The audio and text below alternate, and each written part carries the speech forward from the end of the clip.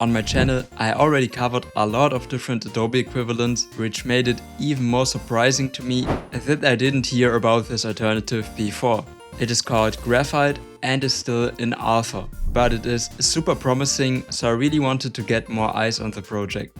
Let's take a look at the key features. Procedural, 2D vector and raster graphics, a node graph that is synced with the canvas in both directions. It's not only node, but also layer based. It's written in Rust, which makes it modern and fast. And on top of that, it's free and open source. Those are all pretty good and promising features. Where it gets even more interesting is when taking a look at the planned features and the roadmap. Graphite is supposed to become your all-in-one toolbox for 2D graphics, which is planned to not only include raster editing and vector graphics, but also digital painting, page layouting, motion graphics, and VFX compositing. This sounds too good to be true, right?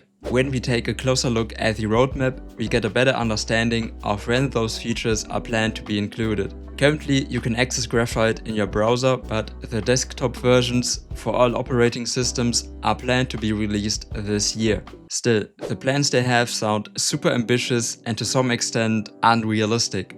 What gives me hope they could actually pull this off is the quality of the current features. I feel like they get the important things right, which for a lot of creative applications is the UX and integration of the most basic tools. You will very likely pick up Graphite pretty quickly, and I encourage you to give it a test yourself to see what I mean. The hotkeys are very similar to the standards other softwares, such as the Adobe products have already set.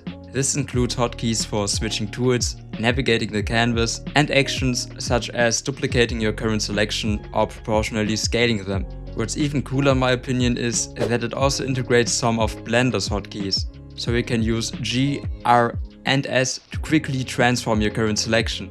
The pen tool also works quite well. It's fast, has a rubber band preview, snaps to align with other elements of the canvas, and editing the vectors is also just as easy.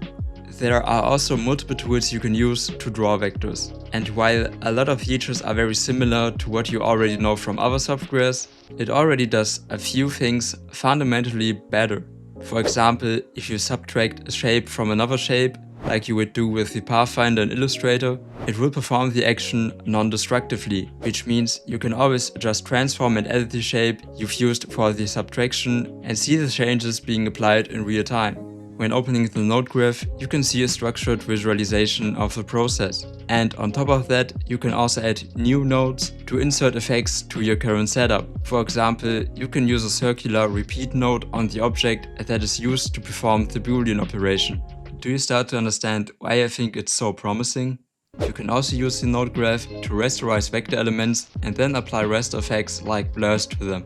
I was also able to create a procedural animation in the node graph, but it is still very limited as further animation features are yet to be developed.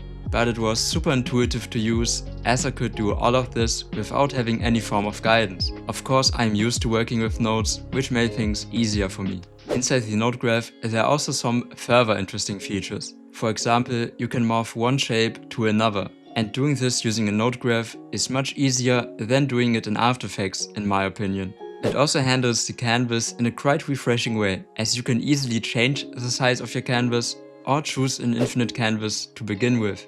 Of course, it's still in a very early stage of development. When interacting with some of the UI elements, you will encounter a lot of placeholders or some features being unfinished. And as it is still in an early alpha version, there is of course a lot of stuff that's missing. By no means is it production ready yet, but it is definitely worth to keep an eye on it. I especially wanted to showcase it because it is community built, which means you can contribute to the project.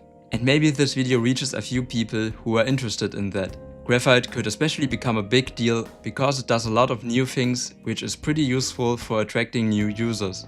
Because if you want to create a certain visual, Graphite's variety of toolsets might enable you to create it there in an easier or more intuitive way than in other softwares. Also, if it really integrates all of the planned tools in one software, it could become a real competitor to the Adobe Creative Cloud, feature-wise.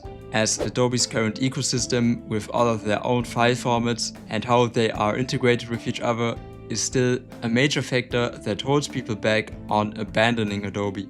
And it can also become a big deal for creatives on Linux, since professional level raster and vector editors are what's holding down a lot of professional creatives to perform the switch. I will definitely keep you guys updated on how Graphite evolves, so make sure to subscribe so you won't miss it. See ya!